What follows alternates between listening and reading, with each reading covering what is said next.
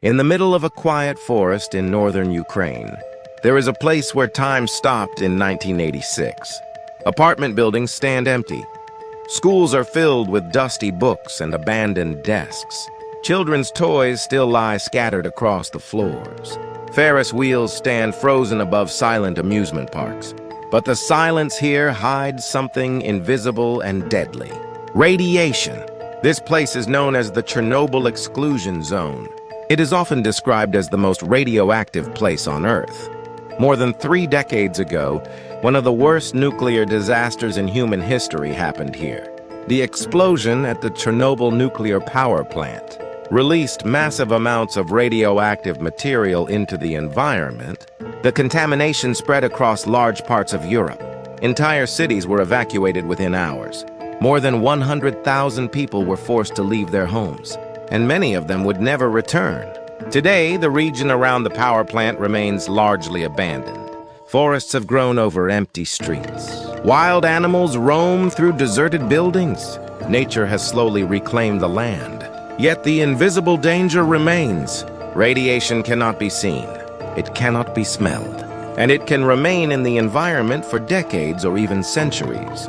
The Chernobyl Exclusion Zone covers more than 2,600 square kilometers. It surrounds the damaged reactor and the abandoned city of Pripyat. For years, this region was completely closed to the outside world. Scientists, engineers, and cleanup workers were the only people allowed inside. Their task was enormous. They needed to contain one of the worst environmental disasters ever created. But the story of Chernobyl did not begin with the explosion. It began years earlier inside a nuclear reactor designed during the Soviet era, the most radioactive place on Earth. Radiation is difficult to understand because it cannot be detected by human senses. You cannot see it, you cannot smell it, but its effects on the human body can be severe. High doses of radiation damage cells and DNA. This damage can lead to radiation sickness, organ failure, and cancer. In the days following the Chernobyl explosion, thousands of workers were sent to contain the disaster. These workers became known as liquidators.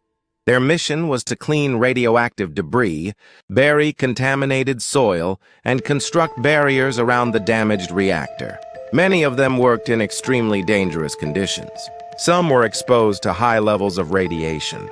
Despite the risks, their efforts prevented an even larger catastrophe.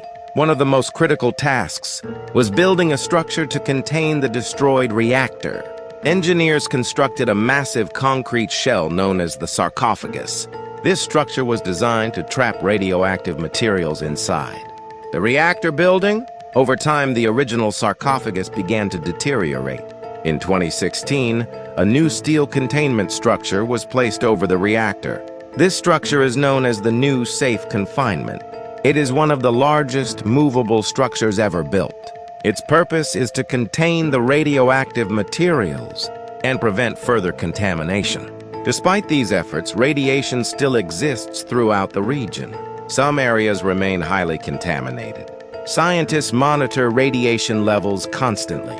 The environment around Chernobyl has also produced unexpected results. With humans gone, wildlife populations have increased dramatically.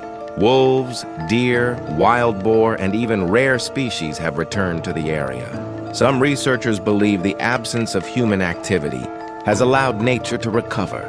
Others continue studying the long-term effects of radiation on plants and animals. The region has become an unusual natural laboratory. Scientists from around the world study how ecosystems adapt to radioactive environments. Today, the Chernobyl Exclusion Zone remains one of the most haunting places on Earth. Entire cities remain frozen in time. Buildings slowly decay. Trees grow through cracked pavement. Inside abandoned schools, dusty textbooks still sit on classroom desks. The Ferris wheel in Pripyat's amusement park has never carried passengers. It was scheduled to open just days after the disaster. Instead, it became one of the most recognizable symbols of the accident. In recent years, controlled tours have allowed visitors to enter parts of the exclusion zone. Tourists walk through the silent streets of Pripyat. They explore abandoned apartment blocks and hospitals. Radiation levels in many areas have decreased enough for short visits, but some locations remain dangerous. Hotspots of radioactive contamination still exist across the zone. The story of Chernobyl continues to fascinate people around the world, partly because it represents one of the most serious technological disasters in human history, but also because it shows how quickly civilization can disappear. In just a few days, an entire city was abandoned. Nature moved in and began reclaiming the land. Forests grew over roads. Animals returned to places once filled with people. Chernobyl is both a warning and a mystery, a reminder of the power of nuclear technology, and a place where the consequences of human error remain visible decades later. Even today, the silent city of Pripyat stands as a frozen moment in history. In the hours after the explosion, confusion spread among the workers at the power plant. Many engineers did not understand the scale of the disaster. The reactor building had been destroyed, but radiation levels were still unknown. Firefighters rushed to the scene to control the fires burning around the reactor. They climbed onto the roof of the damaged building. Pieces of highly radioactive graphite were scattered across the ground. Some firefighters unknowingly picked up these pieces with their hands. Within minutes, they began to feel the effects of intense radiation exposure.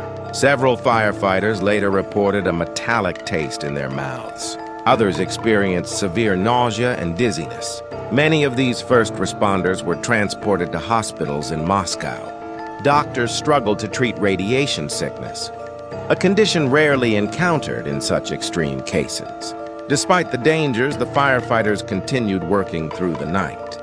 Their actions prevented the fires from spreading further. If the flames had reached nearby reactors, the disaster could have become even worse. The courage of these workers became one of the most important chapters in the story of Chernobyl. One of the most surprising outcomes of the disaster has been the return of wildlife. With humans gone, animals quickly moved into the abandoned region. Today, the forests surrounding Chernobyl are home to wolves, lynx, wild boar, deer, and many bird species. Researchers studying the region discovered that some animal populations have grown larger than in nearby protected parks. The absence of human activity has allowed ecosystems to recover. However, scientists are still studying the long-term effects of radiation on wildlife. Some animals show genetic mutations. Others appear to live normal lives despite the radioactive environment. The region has become a unique natural experiment. Few places on Earth allow scientists to study how nature adapts to such unusual conditions. Chernobyl has transformed from a disaster zone into an unexpected wildlife sanctuary. Walking through the abandoned city of Pripyat today feels like stepping into a forgotten world. Trees grow through cracked sidewalks. Apartment buildings stand silent and empty. Inside classrooms, notebooks still sit on desks. Old photographs remain scattered across dusty floors.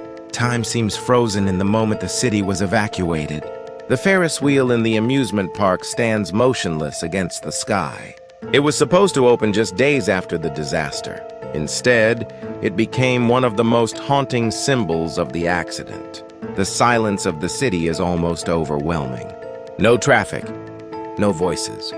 Only the wind moving through broken windows and empty streets. Places like Chernobyl remind us how fragile modern civilization can be.